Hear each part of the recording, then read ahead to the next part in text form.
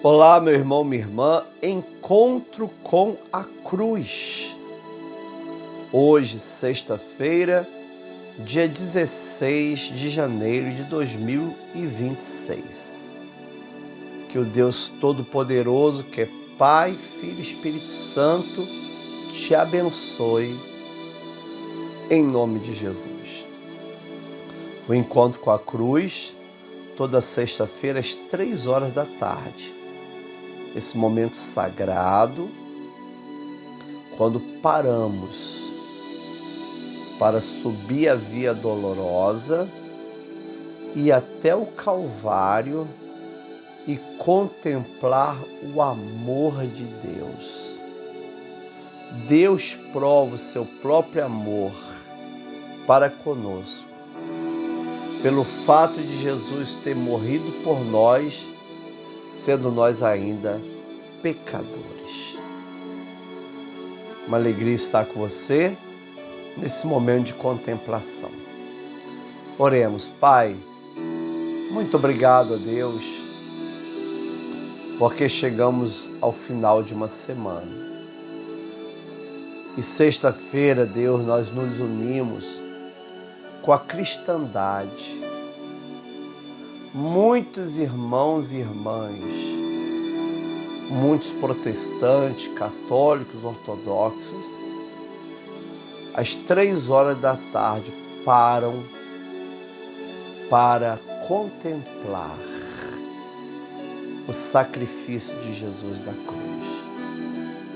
Não olhamos para homens, não olhamos para santos. Nesse momento olhamos unicamente para Jesus, na cruz, morrendo por nós. Jesus na cruz, nessa hora da misericórdia, sofrendo por nós. Obrigado, Senhor, pelo privilégio, pela graça de poder olhar para Jesus e contemplar o seu grande amor para conosco. Em nome de Jesus. Amém. Graças a Deus. Na época do imperador Domiciano, que foi imperador até 96 depois de Cristo, o João foi enviado para a ilha de Patmos, segundo Irineu, citando fontes antigas. E ali na ilha de Patmos, ele tem a visão do Cristo glorificado. E o Cristo glorificado, através dos seus mensageiros, revela para João as coisas que estavam acontecendo e que iriam acontecer. Daí o nome Apocalipse significar revelação. E a primeira revelação que ele tem é do Cristo glorificado. Abra sua Bíblia em Apocalipse, capítulo 1, versículo 4 em diante. Diz assim: Eu, João, companheiro de vocês na tribulação, no reino e na perseverança, em Jesus, estava na ilha chamada Patmos, por causa da palavra e do testemunho de Jesus.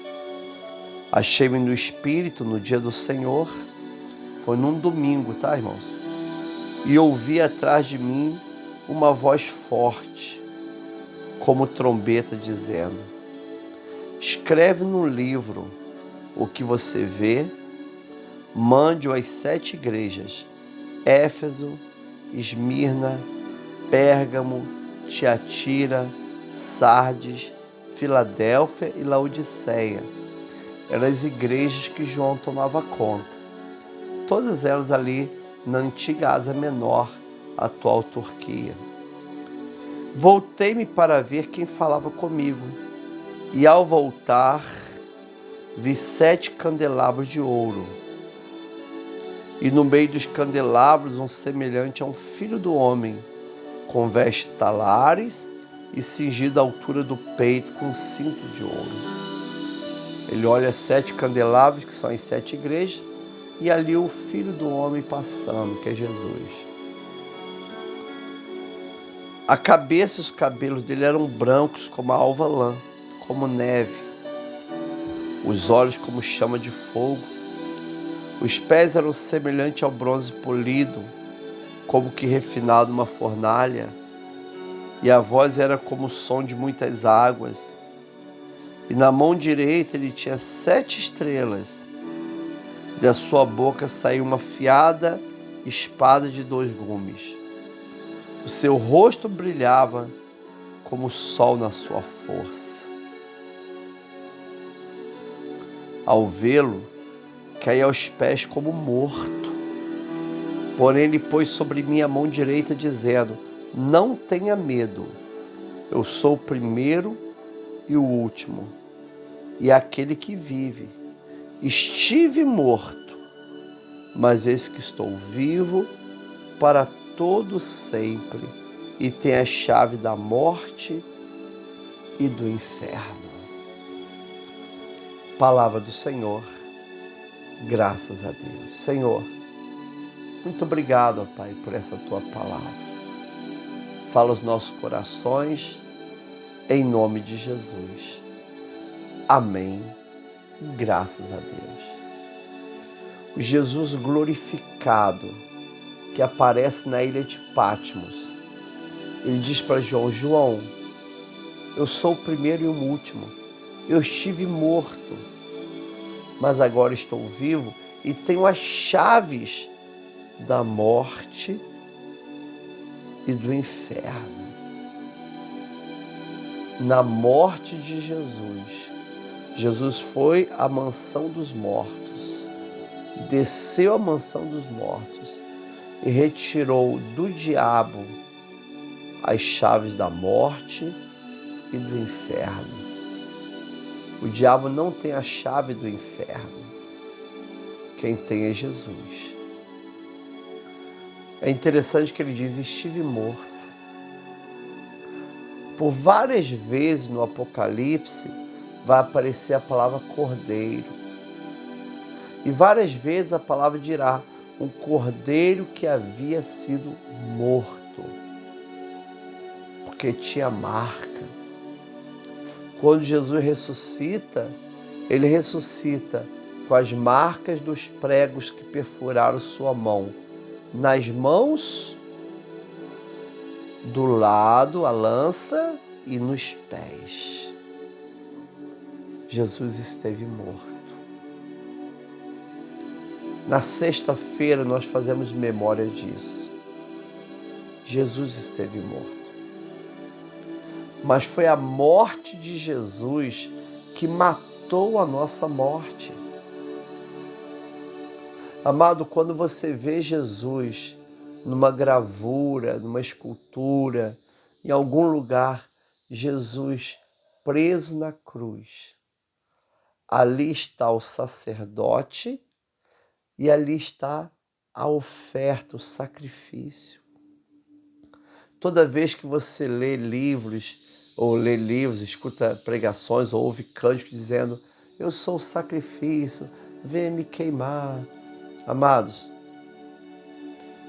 o único sacrifício que pode ser queimado e subir um cheiro suave diante de Deus é do próprio Jesus.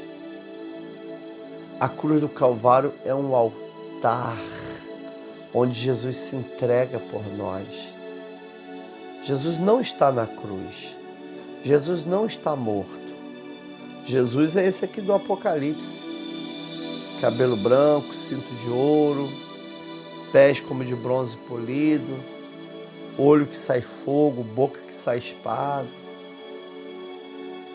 Mas nunca esqueça, amado, que antes da ressurreição, antes da glorificação, antes da ascensão, antes de tudo, Ele é a ovelha muda que foi levada ao matadouro. Nunca esqueça dessa frase, estive morto. Aquilo não foi uma encenação. A morte de Jesus não foi uma encenação. Não foi um acidente de percurso. Eu fico impressionado, eu sou evangélico, eu sou cristão, sou protestante. Minha identidade religiosa, eu sou cristão, sou protestante e sou metodista. Essa é a minha identidade religiosa. E eu fico impressionado como tem pregadores, cantores, que preferem pular a Sexta-feira Santa. Fala do Domingo de Ramos e fala da ressurreição. Ignoram completamente a Sexta-feira Santa. Eu fui num culto de uma Sexta-feira Santa, onde o pastor começou a falar, olha pessoal, Jesus não está morto não, hein? Ué, todo mundo sabe que ele não está morto. Todo cristão, mais simples que for, sabe que Jesus não está morto. Mas a morte de Jesus precisa ser revivida sempre. Eu costumo dizer assim, quando a gente toma Santa Ceia, a gente anuncia a morte ou a ressurreição. Todo mundo fala ressurreição. Não é. 1 Coríntios 11, 26. Todas as vezes que comer desse pão, beber esse cálice, anunciais a morte do Senhor até que Ele venha. Nós anunciamos a morte do Senhor toda vez que tomamos a Santa Ceia.